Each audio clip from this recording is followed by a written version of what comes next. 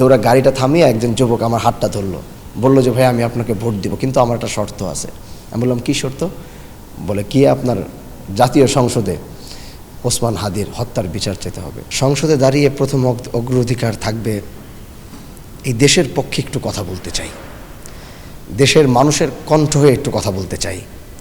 এবং সবচেয়ে ভালো একটা বিষয় আপনারা জানেন কিনা জানি না, আমি হাদিকে খুব পছন্দ করতাম, ওসমান হাদিকে।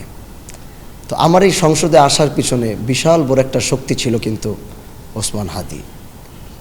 কেমন সেটা হচ্ছে মানুষের একটা চাওয়া ছিল যে আমাকে একজন দৌড়ে এসে একটা ভিডিও হয়তো খুব ভাইরাল হয়েছিল, আপনারা দেখেছেন কিনা জানি না। আমাকে দৌড়া গাড়িটা থামিয়ে একজন যুবক আমার হাতটা ধরলো, বললো যে ভাই আমি আপনাকে ভোট দিব, কিন্তু আমার একটা শর্ত আছে। আমি বললাম কী শর্ত? বলে কি আপনার জাতীয় সংসদে ওসমান হাদির হত্যার বিচার চেতে হবে।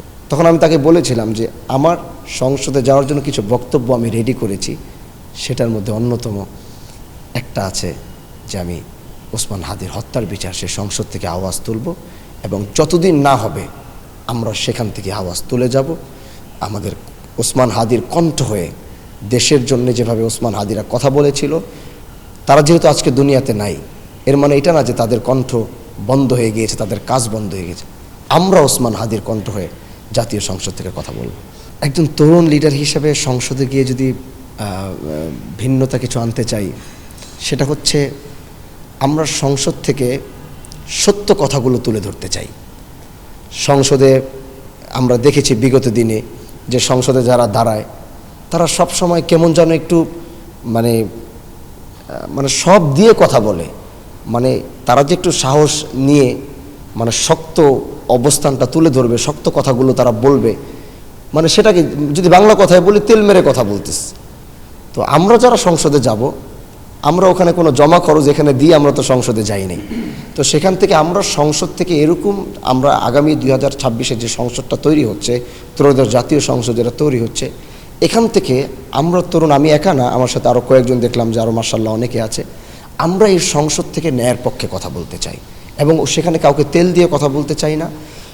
যেটাই আমাদের জন্য প্রয়োজন হবে সংসদে দাঁড়িয়ে, সেই আগের 16-17 বছরের যেই তেল মারা সংসদ, যেটা মানুষকে যিনি প্রধান থাকবে বিরোধী তাকে তেল মেরে কথা বলা একটা এগুলো আমরা করতে চাই না।